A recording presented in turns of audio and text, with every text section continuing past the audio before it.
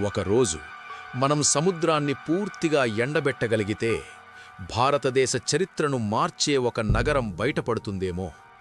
ఆ నగరం పేరు ద్వారక. ద్వారక కేవలం పురాణ కథేనా? మహాభారతంలో అలాగే శ్రీమద్భాగవతం హరివంశంలో చెప్పినట్టు శ్రీకృష్ణుడు మధురను విడిచి సముద్రతీరంలో ఒక అద్భుత నగరం నిర్మించాడు. అదే ద్వారక.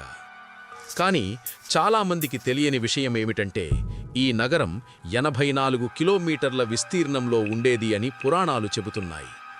అంత పెద్ద నగరం సముద్రానికి అంచున కొన్ని భాగాలు ఫ్లోటింగ్ లాగా ఉండేవి అని కూడా వర్ణనలున్నాయి. శాస్త్రీయ ఆధారాలు ఏమంటున్నాయి?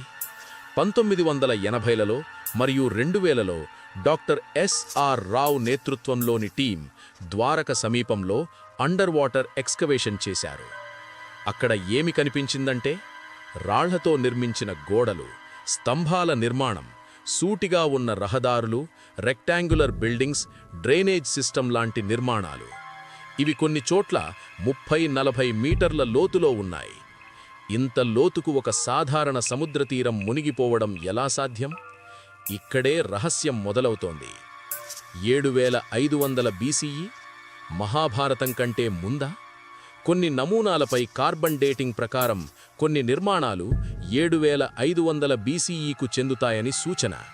అంటే మహాభారత కాలం కంటే చాలా ముందు అక్కడ నాగరికత ఉందని అర్థం. అయితే ప్రశ్న, కృష్ణుడు అక్కడ కొత్త నగరం నిర్మించాడా, లేక ఒక పాత నాగరికతను పునర్నిర్మించి రాజధానిగా మార్చాడా? Extreme theories. కొంతమంది రీసెర్చర్లు చెబుతున్నారు అందులో అడ్వాన్స్డ్ సిటీ ప్లానింగ్ ఉంది, స్ట్రెయిట్ రోడ్స్, ప్లాన్డ్ డ్రైనేజ్, ఆ కాలానికి అసాధారణం. కొంతమంది స్పెక్యులేటర్స్ కూడా చెబుతున్నారు ద్వారకలో అడ్వాన్స్డ్ టెక్నాలజీ ఉండేదేమో అని. కానీ గమనించండి, ఇవి ఇంకా నిర్ధారించబడని అభిప్రాయాలు మాత్రమే.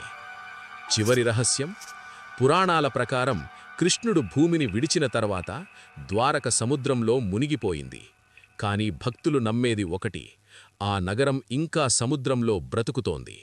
ఒకరోజు పూర్తిగా తవ్వకాలు జరిగితే మన చరిత్ర పుస్తకాలు మారిపోవచ్చు. ఇంకా ఇలాంటి భారతదేశ రహస్య కథలు తెలుసుకోవాలంటే ఈ ఛానల్ను సబ్స్క్రైబ్ చేసుకోండి.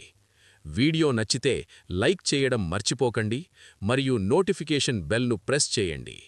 జై శ్రీకృష్ణ.